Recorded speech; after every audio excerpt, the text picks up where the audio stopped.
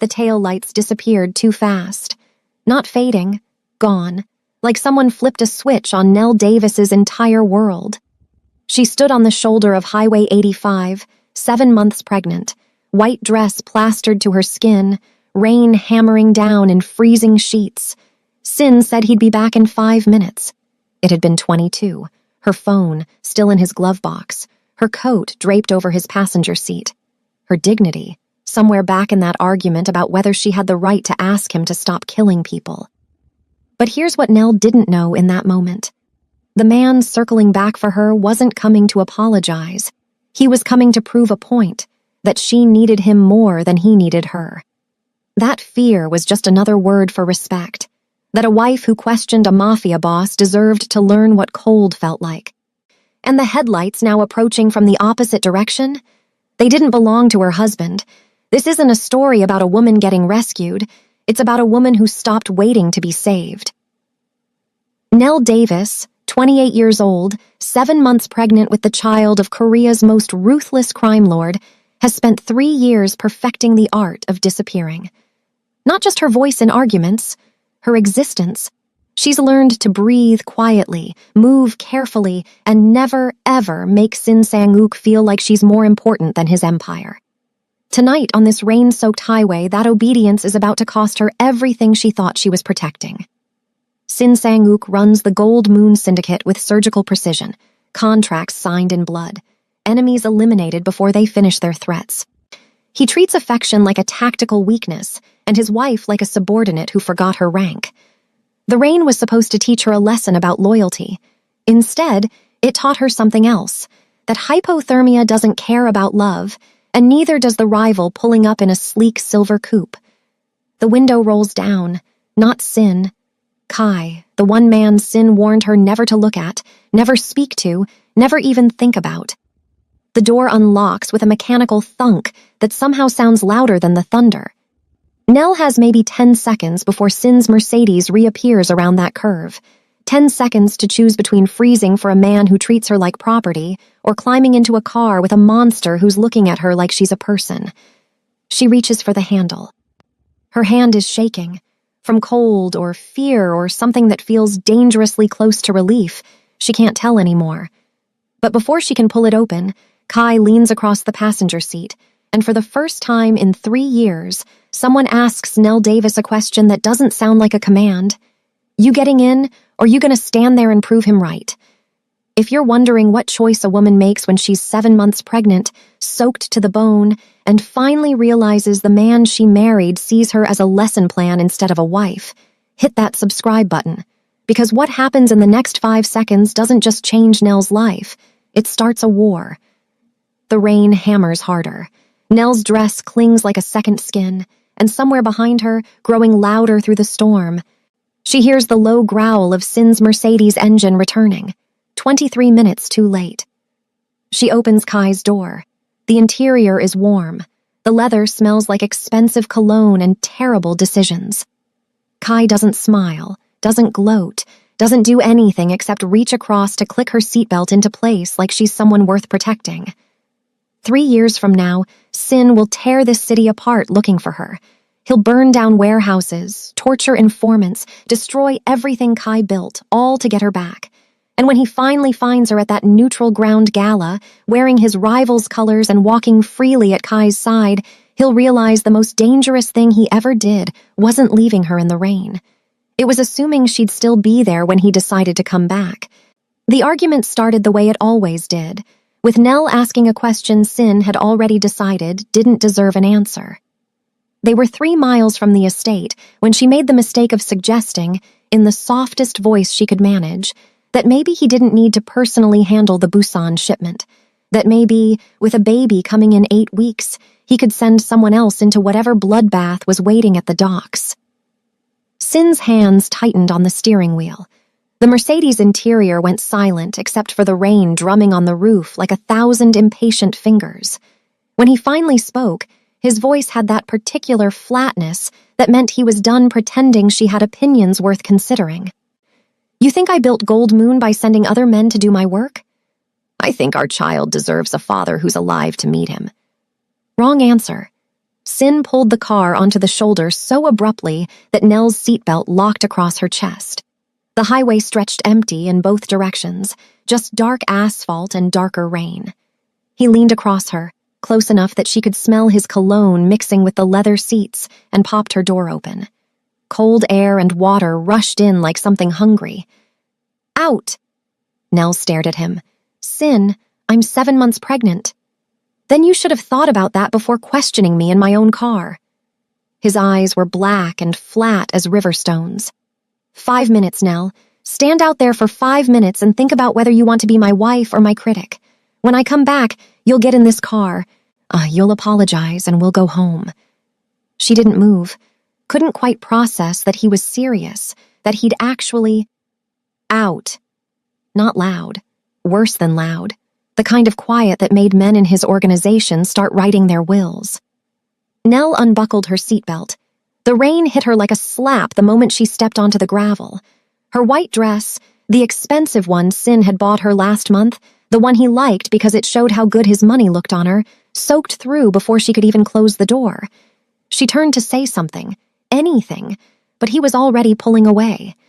The taillights glowed red in the downpour for exactly 3 seconds before the Mercedes disappeared around a curve.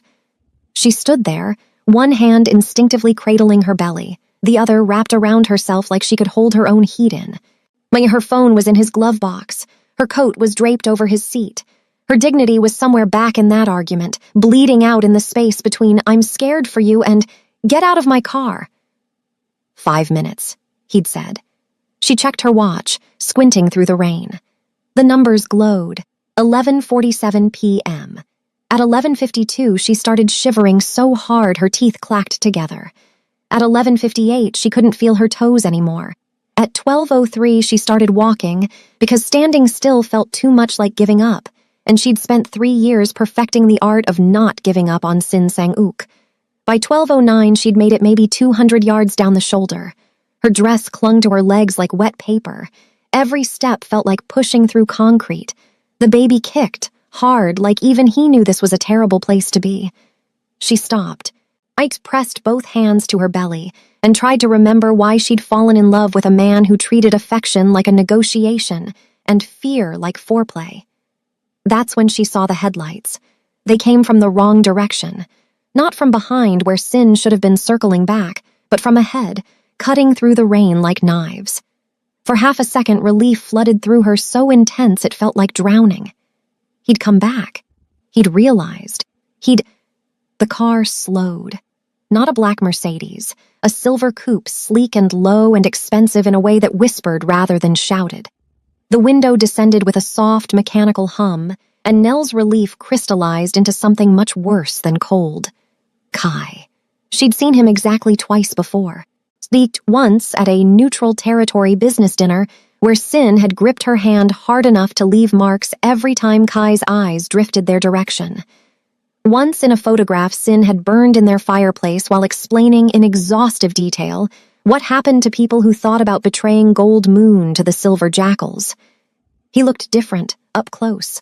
Less like the demon from Sin's stories, and more like a man who'd been driving through a storm and found something unexpected on the side of the road. Dark hair pushed back from his face, shirt with the top 2 buttons undone, expression somewhere between concerned and calculating. Nell Davis.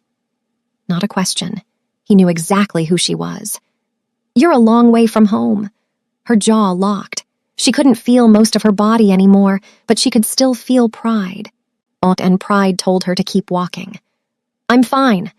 You're 7 months pregnant, soaked through, and it's 40 degrees out." Kai leaned across the passenger seat, pushed the door open from the inside. "You're a lot of things right now. Fine isn't one of them." "My husband is coming back." "Sure he is." Something flickered across Kai's face that might have been pity or might have been anger. Hard to tell in the dark. "That why you're walking away from where he left you?" Nell's teeth chattered so hard she bit her tongue, the copper taste of blood mixed with rain. She looked back down the highway toward where Sin had disappeared 22 minutes ago. Empty road, no lights, no sound except the storm and her own harsh breathing. "Get in, Nell!"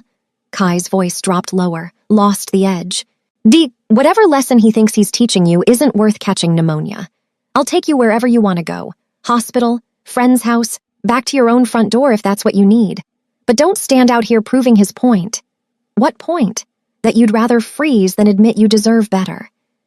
The words hit harder than the rain. She wrapped her arms tighter around her belly, around the child who didn't ask to have a father who weaponized love and a mother stupid enough to think she could fix him. Behind her, somewhere in the distance, she heard an engine. Deep, familiar. The Mercedes. Too late. 24 minutes too late. Nell opened Kai's door and climbed in before she could change her mind. The warmth hit her like a physical thing. Her skin burned with it, that painful pins and needles rush of feeling returning. But Kai reached across her, slowly, carefully, like she might spook, and pulled the seatbelt across her lap, clicking it into place. His hands didn't linger, didn't grab, just buckled her in like she was someone worth protecting, and pulled back to his own seat. Where to? Behind them, the Mercedes headlights finally swept around the curve, maybe 300 yards back. Nell watched them in the side mirror, watched her husband's car slow as it approached the spot where he'd left her. Watched it pull onto the shoulder. Stop! The driver's door opened. Sin got out, stood in the rain, turned in a slow circle like he couldn't quite believe what his eyes were telling him. She looked away. Looked at Kai instead, at this man who was supposed to be her husband's mortal enemy, who had somehow managed to ask her where she wanted to go instead of telling her where she was going. Somewhere warm, she whispered. Anywhere warm. Kai put the car in drive. In the mirror, Nell saw Sin start running toward them, saw his mouth open in a shout she couldn't hear over the rain and the engine and her own pulse hammering in her ears. She didn't look back again. The storm swallowed them whole. Sin found the scarf 15 minutes later. It was half buried in mud where the shoulder met the grass. White silk turned gray, soaked through and ruined. He picked it up with both hands like it might dissolve if he wasn't careful. The rain had slowed to a drizzle, which somehow made everything worse. Now he could see clearly. Empty highway. No Nell. No explanation except the tire tracks in the mud where another car had pulled over, idled and driven away. He pulled out his phone, dialed her number, got his own glove box. Right. Her phone was still in his car.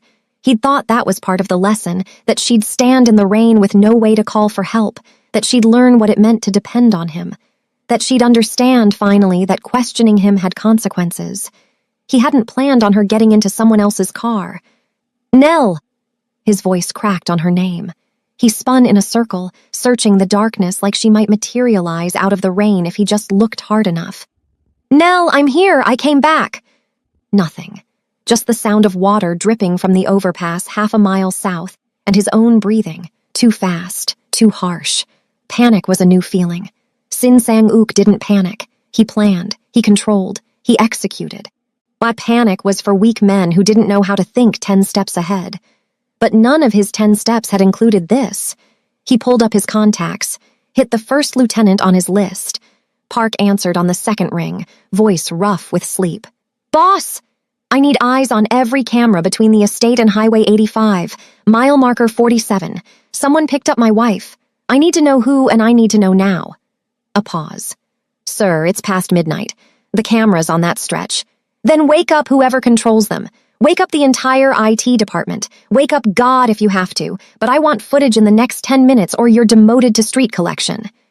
He hung up, dialed the second number, then the third. By the time he'd called in 8 favors and made 12 threats, his hands had stopped shaking and his mind had started working again. Nell hadn't just vanished. Someone had taken her. And when he found out who, when he tracked them down and extracted her from whatever situation she'd stumbled into, she'd understand. She'd see that he'd torn the city apart to find her. She'd realize that the 5 minutes in the rain were nothing compared to what he'd do to keep her safe. She'd come home. She'd apologize. Everything would go back to how it was supposed to be. His phone buzzed. Text from Park. Got the footage. You're not going to like it. Sin's jaw clenched. Send it. The video was grainy but clear enough. Timestamp, 12:09 a.m. the silver coupe pulling up beside a figure in white, the window rolling down, Nell bending to look inside. Then, and this was the part that made Sin's blood turn to ice, she opened the door herself, climbed in. Let whoever was driving buckle her seatbelt and take her away. He zoomed in on the license plate, ran it through his network. The results came back in 90 seconds. Registered owner, Kai Min Jun, Silver Jackals, Sin's most persistent rival, the one man in Atlanta who'd tried to poach his suppliers, undercut his prices, and seduce his clients for the last 2 years. The one man Sin had explicitly, repeatedly, violently warned Nell to never speak to. And she'd gotten in his car. Sin threw his phone hard enough to crack the screen. It bounced off the Mercedes hood and skittered across the wet pavement. He stood there, hands clenched, rain soaking through his suit, and tried to decide whether the feeling in his chest was rage or fear or something worse than both. She hadn't been taken. She'd chosen to leave. He picked up his phone. Dialed Park again. Mobilize everyone. Every soldier, every informant, every contact we have in medical, hotels, airports. Kai has my wife. I want her back by sunrise, and I want him in pieces by noon. Sir, if we go after Kai directly... Did I stutter? No, sir. We're moving now. Sin hung up, looked down at the scarf still clutched in his left hand. Ruined. Like everything else he touched eventually ended up. He shoved it in his pocket and got back in the Mercedes. 5 minutes. That's all it was supposed to be. 5 minutes to teach her a lesson about respect. He'd been 24 minutes too late. The clinic was small, private, the kind of place that didn't ask questions as long as the cash was clean and plentiful. Kai had carried her inside, actually picked her up, and carried her like she weighed nothing, while like the 7-month belly full of someone else's child was just another detail to navigate. Nell was too cold, too tired, too shocked to protest. A doctor appeared within minutes. Woman, 50s, efficient hands and kind eyes. Let's get you out of those wet clothes. They wrapped her in heated blankets, hooked her up to machines that beeped and hummed and displayed numbers that apparently meant both she and the baby were going to be fine. The contractions, Braxton Hicks, the doctor assured her, just stress, faded after an hour. The baby's heartbeat stayed strong and steady on the monitor, a rhythmic whoosh that sounded like forgiveness. Nell lay there, finally warm, finally dry, and waited for Kai to make his demands. He didn't. He sat in the corner chair, scrolled through his phone, occasionally looked up to check the monitors. Mayand otherwise left her alone. No questions, no threats, no explanations of what leverage he planned to extract from having Sin Sang-uk's pregnant wife in his debt. Finally, she couldn't stand it. Why? He glanced up. Why what? Why help me? You and Sin, you hate each other. I don't hate your husband. Kai set his phone down. I think he's an arrogant bastard who treats his organization like a dictatorship and his family like employees, but I don't hate him. Hate requires caring enough to maintain an emotion. Sin isn't worth that much energy. Then why pick me up? Because you were freezing to death on a highway at midnight while 7 months pregnant. He said it like the answer should have been obvious. Would you have preferred I kept driving? Nell's hands tightened around the blanket. He's going to come looking for me. I know. He's going to think you kidnapped me. He's going to start a war. Probably. Kai leaned back, studied her with eyes that looked almost black in the dim light. So the question is, do you want me to take you back before that happens? She should say yes. Should demand he drive her to the estate immediately, should throw herself on Sin's mercy and apologize for the unforgivable sin of not freezing to death when instructed. Should smooth this over before it turned into bloodshed. Instead, she heard herself ask, what's the alternative? Kai's expression didn't change, but something shifted in the air between them. I can help you disappear. New identity, new city, enough money to start over. Sin will look for you, but if you actually want to vanish, I know people who can make that happen. Why would you do that? Because I've seen the way he looks at you. Kai's voice went flat. Like you're another asset to manage instead of a person to protect. And I've seen the way you look at him, like you're still waiting for him to notice you're bleeding. That's not love, Nell. That's self-destruction with a marriage certificate. The monitor beeped. The baby kicked. Nell stared at the ceiling tiles and tried to remember the last time Sin had touched her with gentleness instead of ownership. The last time he'd asked what she needed instead of telling her what she deserved. The last time she'd felt like his wife instead of his subordinate. She couldn't. "If I go back," she said slowly, "tonight happens again. Maybe not the rain, maybe not the highway, but some other test. Some other lesson. Because Sin doesn't know how to love someone without controlling them, and I don't know how to love him without losing myself." Kai waited. Didn't push. Just let the silence stretch until she filled it. "If I disappear," Nell continued, "he'll never stop looking." "No," Kai agreed, "but looking isn't the same as finding. And even if he finds you eventually, by then you'll be strong enough to tell him no." He stood, walked to the window, looked out at the rain. "I'm not offering this because I want something from you. I'm offering because you deserve a choice that isn't between bad and worse." Nell closed her eyes, pictured going back, pictured Sin's anger as relief, the way he'd hold her too tight and call it protection, the way he'd double security and call it love. Pictured spending the next 20 years teaching their son that this was what family looked like. Fear dressed up as respect, control dressed up as care. Then she pictured vanishing. Pictured her son growing up without a father, but also without the shadow of his father's violence. Pictured herself learning to breathe without permission, to speak without calculating the cost, to exist without apologizing for taking up space. She opened her eyes. "I need to use a phone." Kai pulled one from his pocket. Burner, she noticed. Untraceable. He handed it over without asking who she planned to call. Nell dialed the estate's main line, got Sin's personal voicemail because of course he wasn't answering unknown numbers right now.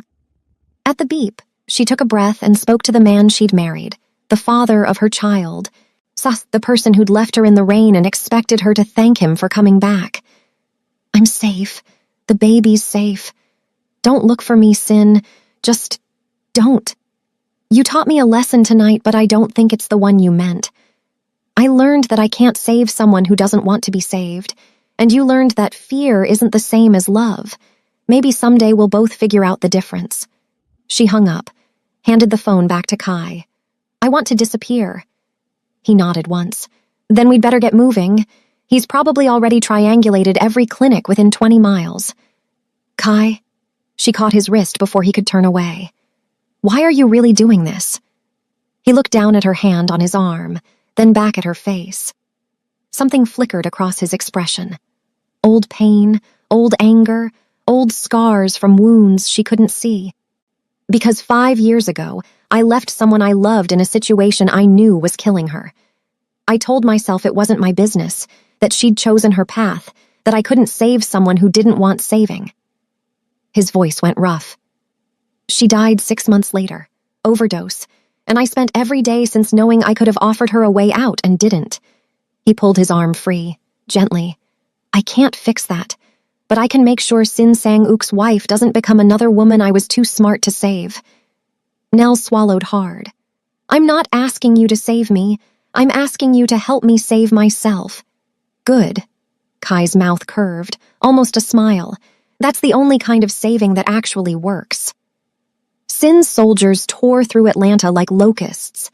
They hit every clinic, every hospital, every urgent care facility within 30 miles. Thus, they leaned on informants, threatened receptors, pulled surveillance from street cameras and traffic lights. By 3 a.m., they'd traced Kai's car to a private medical office in Buckhead. By 3:15, they'd kicked in the door. Empty. The examination room was clean, fresh linens, no sign of Nell except a patient bracelet in the trash with her vitals written in neat black marker. Sin picked it up, read the numbers. Blood pressure high but stable. Heart rate elevated. Baby's position normal. They'd taken care of her.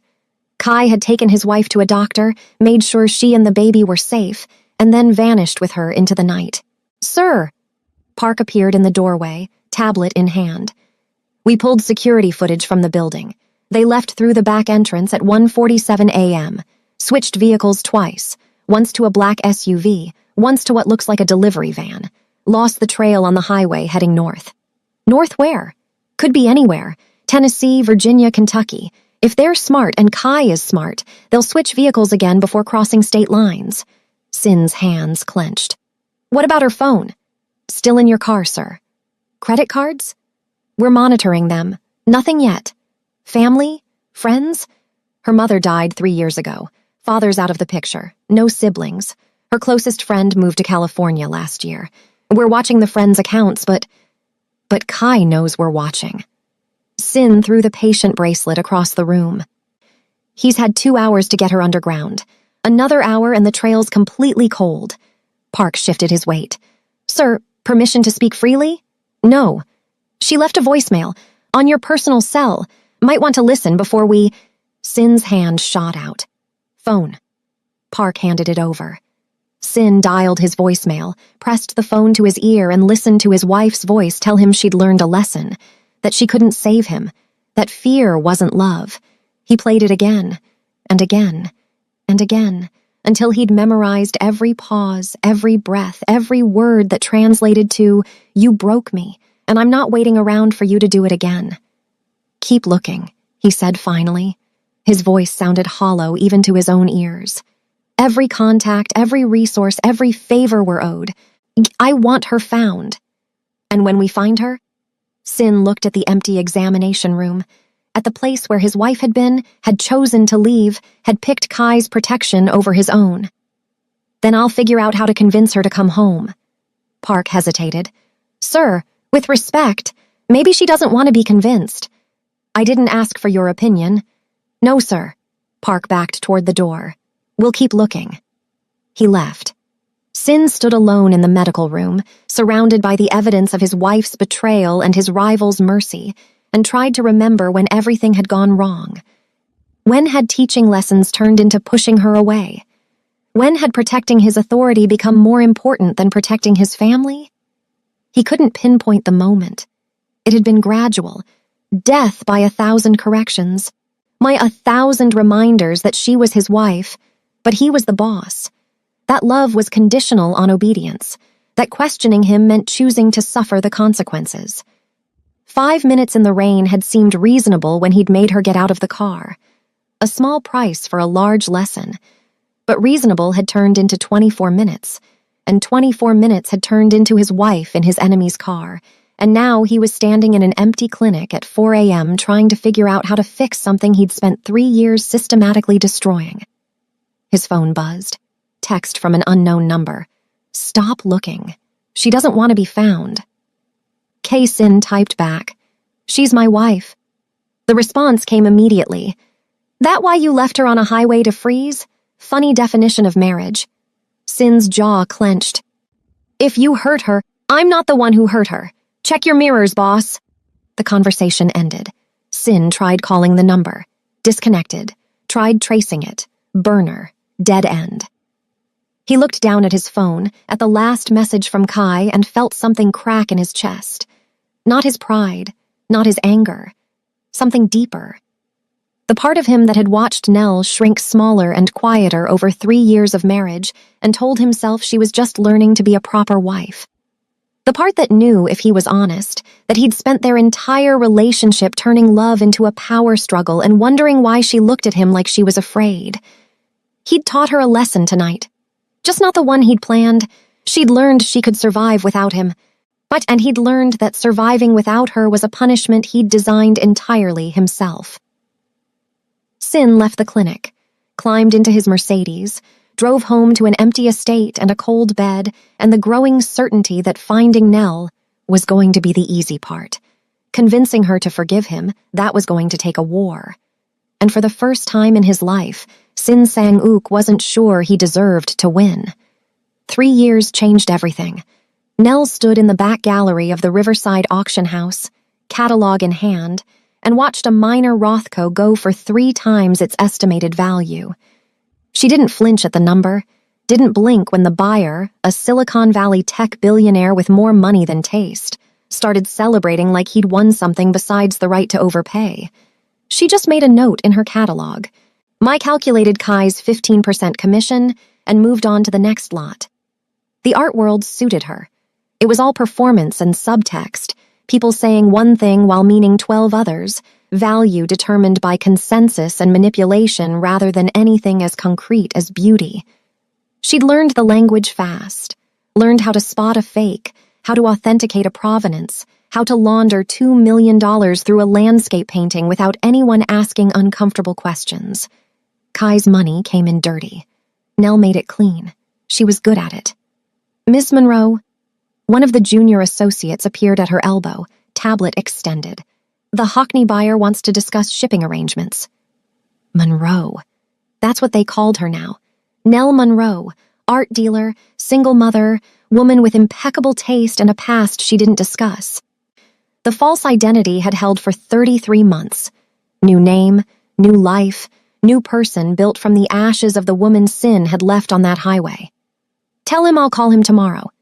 She handed back the tablet without looking up from the catalog. "And make sure the Basquiat in Lot 47 goes through the usual channels. Our client in Singapore is expecting delivery by the end of the month." The associate nodded and disappeared. Nell exhaled slowly, allowed herself a moment of satisfaction.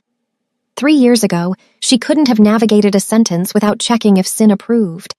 Now she ran an entire operation, moved money like chess pieces, and went home every night to a 3-year-old who thought Kai was his father, and Nell was someone who'd never needed saving.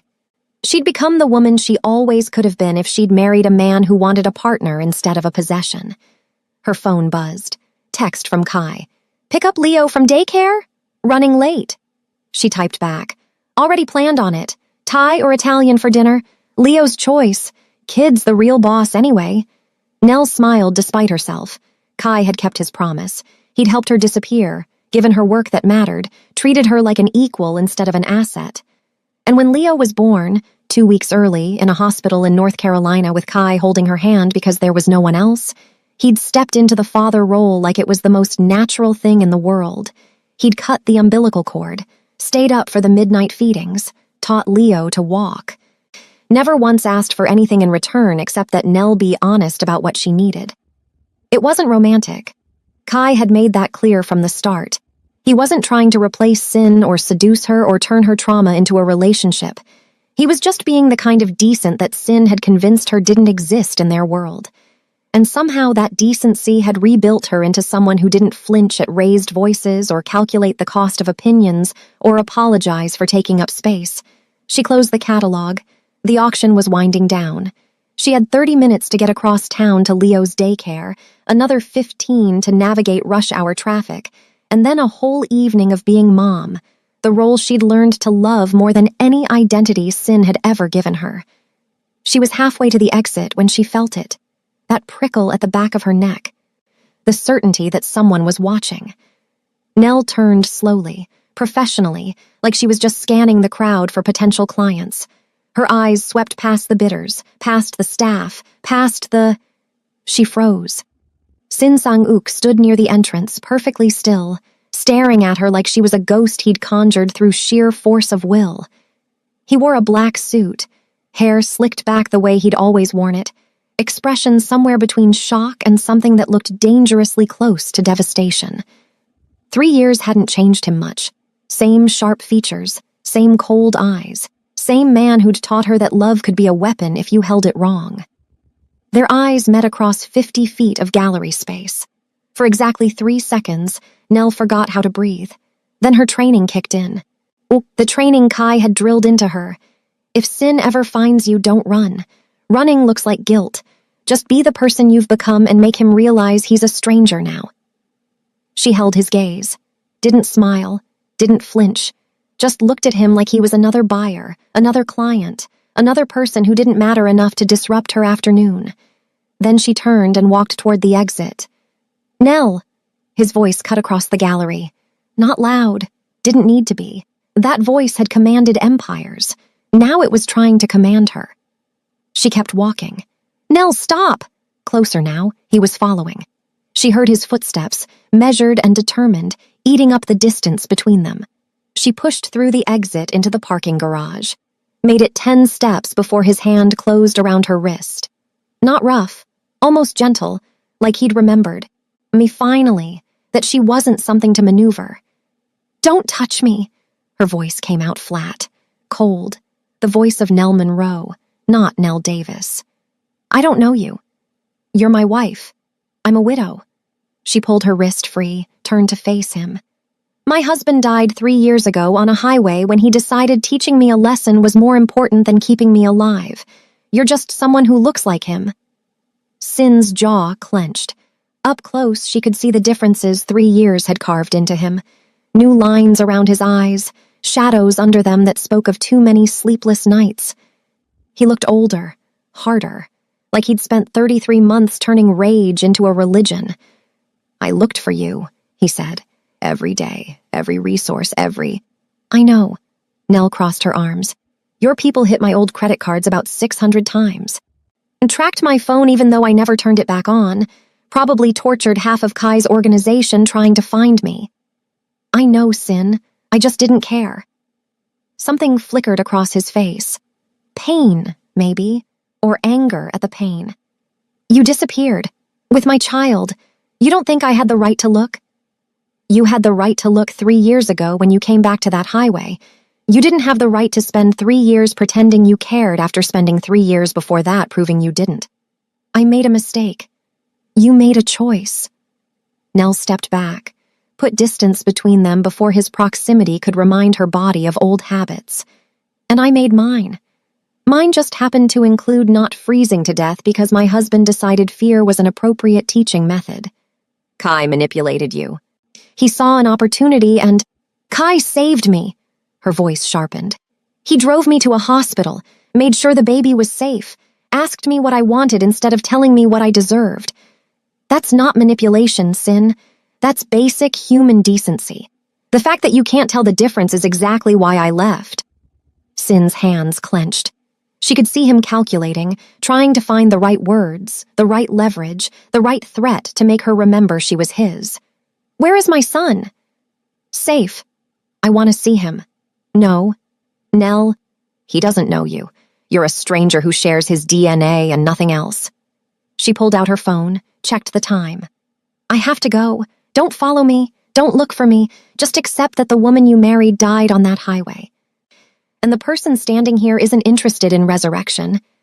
She started to walk away, made it 3 steps before he spoke again. I never stopped loving you. Nell stopped, didn't turn around, just stood there, back to him, letting the words settle like fallout. Yes, you did. You just didn't stop owning me. There's a difference, Sin. I finally learned it. She walked to her car, got in, drove away, didn't check the rearview mirror to see if he was watching. She already knew he was. Sin Sang-uk didn't know how to let go of things he considered his, but Nell Monroe knew how to keep driving. The war started 3 days later. Kai's warehouse in East Atlanta burned first, then the shipping facility near the airport. Then 2 front businesses, a restaurant and a dry cleaner, went up in coordinated strikes that spoke of military precision and unlimited budget. Sin wasn't being subtle. He was sending a message written in smoke and fire. Give her back. Nell watched the news footage from Kai's office, standing beside him while he fielded calls from lawyers and insurance adjusters and soldiers asking permission to retaliate. She kept her expression neutral, but her hands shook. This was her fault. Her presence had painted a target on everything Kai had built. I should leave, she said quietly. Take Leo. Disappear again. If I'm gone, Sin will stop. Kai hung up his latest call, looked at her like she'd suggested setting herself on fire. Sin won't stop. He'll burn my entire organization to ash on principle, and then spend the next 3 years looking for you anyway. Running doesn't fix this. Then what does? You tell me. You know him better than anyone. Kai leaned against his desk. What does Sin Sang-uk want? Control. The answer came automatically. He wants to win. He wants me to come back, apologize, admit he was right. He wants everything to go back to how it was. Can't go back. You're different now. He has to know that. He doesn't care. Sin doesn't see people as they are. He sees them as they're supposed to be according to his plan. Nell sank into a chair. He'll keep escalating until I have no choice but to engage. So engage. Kai's expression hardened, but on your terms, not his.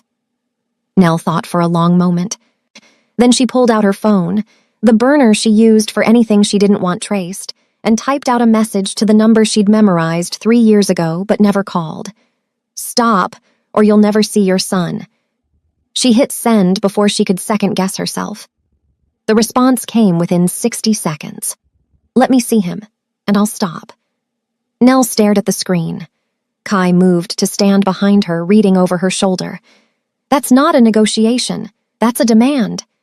It's the only language he speaks." She typed back. "One meeting. Neutral ground.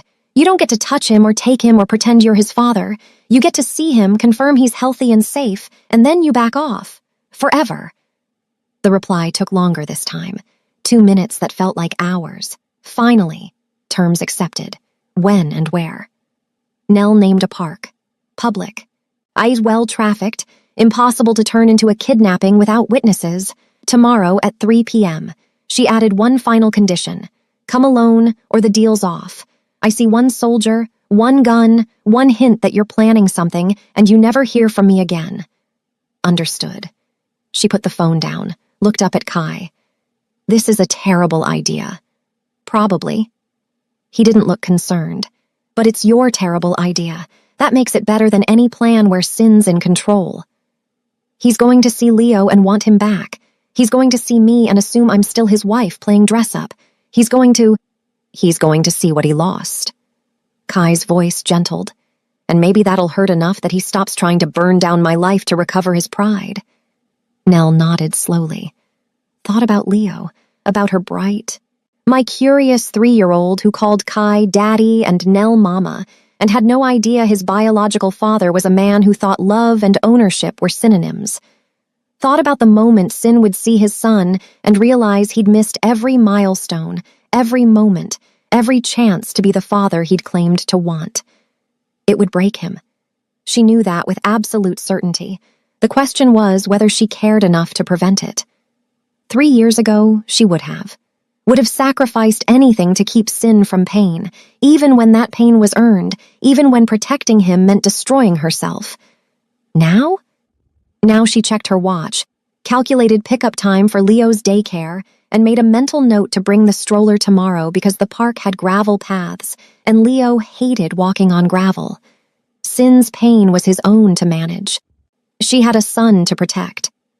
The park was perfect, wide open, full of families, impossible to control. Nell arrived 15 minutes early with Leo in the stroller and Kai at her side. Not hiding, not scared, just a woman with her son, and the man who'd proven family was built through presence, not biology. Leo chattered in the stroller, pointing at dogs and birds and other kids on the playground.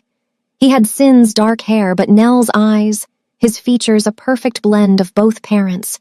He looked happy, healthy, loved. At exactly 3 p.m., Sin appeared. He walked alone, as promised. No visible weapons, no soldiers lingering by parked cars. Just a man in an expensive suit crossing a public park, like he was walking to his own execution. His eyes found Nell first, then dropped to the stroller. And something in his expression cracked so completely, she almost felt sorry for him.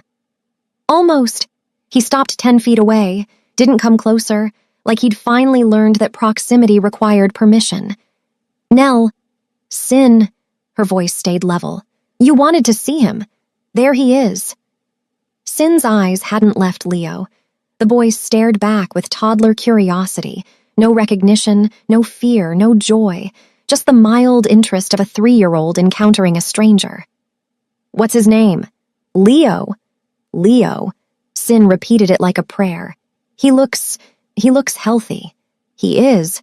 Good pediatrician, regular checkups, all his vaccinations, ahead on his developmental milestones."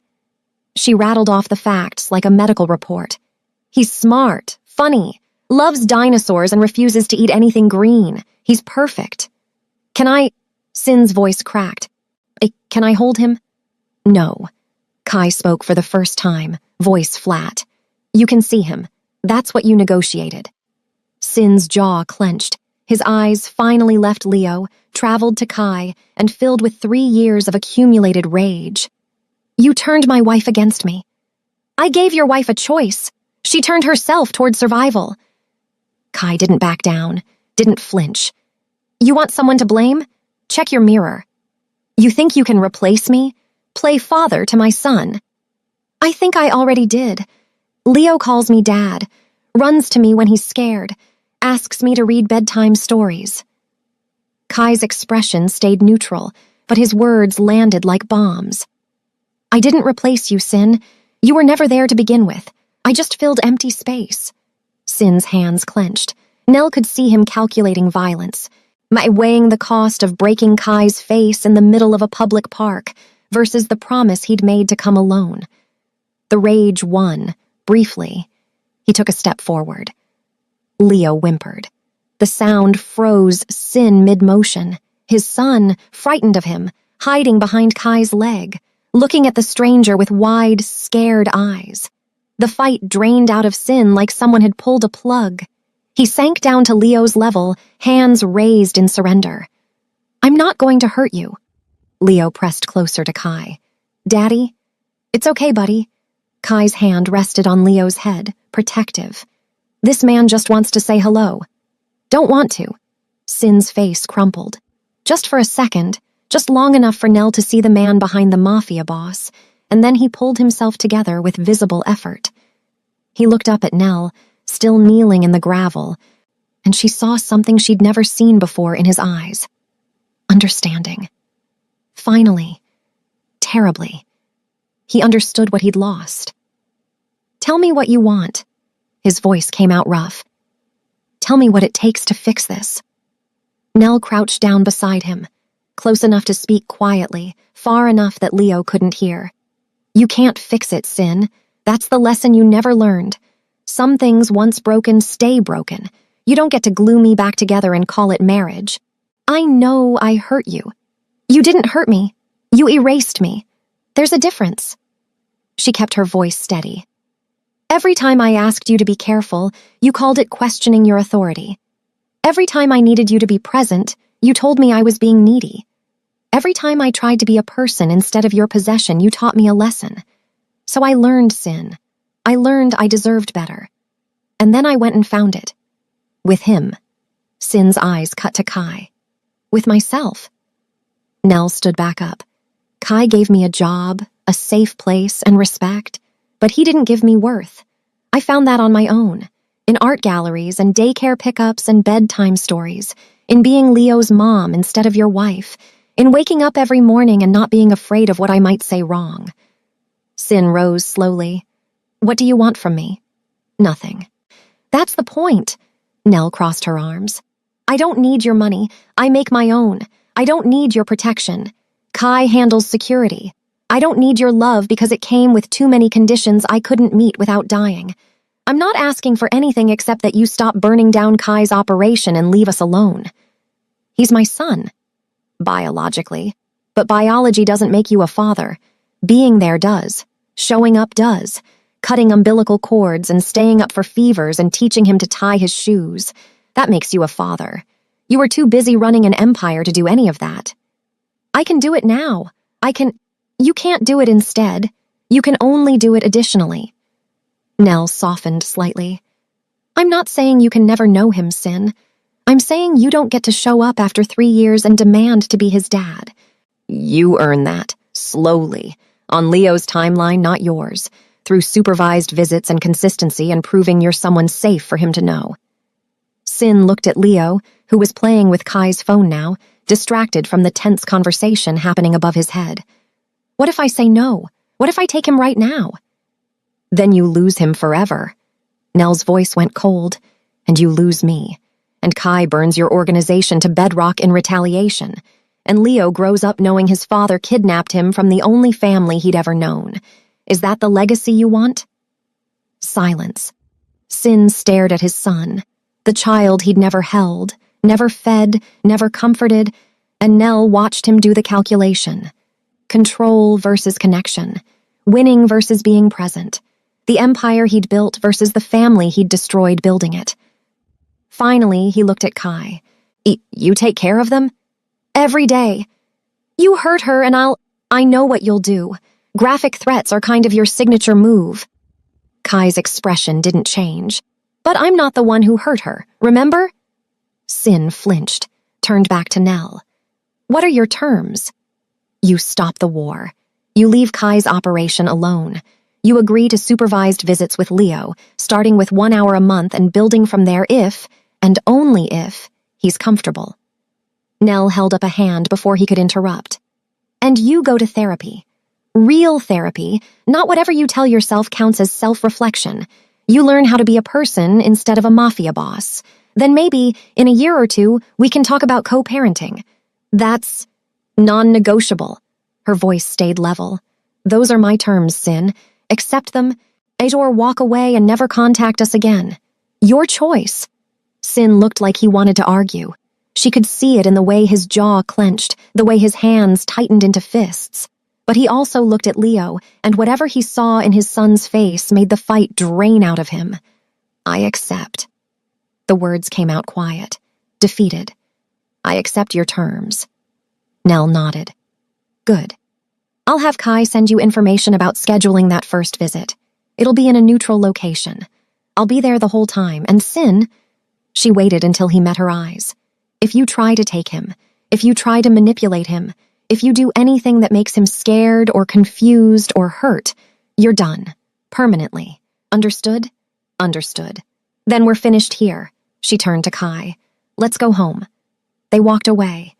Sin stood in the middle of the park, alone, watching his family leave without him. Nell didn't look back. She'd spent 3 years looking forward. She wasn't about to stop now. 2 weeks later, it started raining. Nell stood at her living room window, watching water streak down the glass, and felt the old panic try to resurface. Rain meant highways, meant being left behind, meant, "Mama, Daddy says we can watch dinosaurs." Leo appeared at her side, plastic T-Rex clutched in his fist. The panic dissolved. She wasn't that woman anymore. Wasn't standing on a roadside waiting for someone to decide she was worth coming back for. She was standing in her own home, her son beside her life entirely her own. "Dinosaurs sound perfect," she said, scooping Leo up. He giggled, wrapped his arms around her neck. And she carried him to the couch where Kai was queuing up Leo's favorite documentary. They settled in, Leo between them, pointing at the screen and making roaring noises. Kai's arms stretched across the back of the couch, not touching Nell, but there if she needed it. The rain drummed against the windows. Inside, everything was warm and safe and exactly as it should be. The doorbell rang. Nell stiffened. Kai caught her eye, silent question. She shook her head. She wasn't expecting anyone. He rose smoothly, checked the security camera on his phone, and his expression shifted into something that might have been pity. "It's Sin." Nell's hands tightened around Leo. "Did we have a visit scheduled?" "No." "Then why is he—" She stopped, looked at the rain, looked at the time, just past 7 p.m., dark and cold. Looked at Kai's face and saw that he'd already figured it out. "He's not trying to come in," Kai said quietly. "He's just standing there, in the rain." Nell stood, moved to the window, looked out through the curtain. Sin stood on her porch, perfectly still, water soaking through his expensive suit. He wasn't knocking, wasn't demanding entry, just standing there, umbrella in his hand, unopened, like he was waiting for something, like he was waiting for permission. She watched him for a long moment, watched rain plaster his hair to his forehead, watched him make no move to leave or to force his way in, just waiting. Learning, finally, what it meant to be on the outside asking to be let in instead of on the inside deciding who got thrown out. "Mama!" Leo appeared beside her. "Who's that?" Nell crouched down to her son's level. "Remember how we talked about how some people have different families? How Jamie has 2 moms and Noah lives with his grandma?" Leo nodded seriously. "Well, that man outside, his name is Sin, and he's your biological father. He wasn't able to be your daddy like Kai is, but he'd like to be your friend, if that's okay with you." Leo peered out the window. "Why's he standing in the rain?" "Because he's waiting for us to invite him in." "Is he gonna stay?" "No, baby. He's just visiting. She smoothed Leo's hair. But maybe we can let him come inside where it's dry. Would that be okay? Leo considered this with 3-year-old gravity, then nodded. Okay, but he can't have my dinosaur. I'm sure he wouldn't dream of it. Nell stood, looked at Kai. He gave her a slight nod. Your call. She took a breath, crossed to the door, and opened it. Sin looked up. His face was wet, expression stripped of all the armor she remembered. He looked young, suddenly, vulnerable, like a man who'd finally learned that control was just another word for loneliness. I didn't have a visit scheduled, he said. His voice was rough. I know I shouldn't be here, He swallowed hard. 3 years ago, I left you in the rain, and you got in someone else's car, and I lost everything. So I thought if I stood here in the rain and waited and didn't leave until you decided I could come in, maybe I could learn the lesson I should have learned then. Nell held his gaze. Which is, that love means waiting, not commanding. That family is something you're invited into, not something you own. He looked down at the umbrella in his hands. And that some people deserve to stay dry even when I think they need to get wet.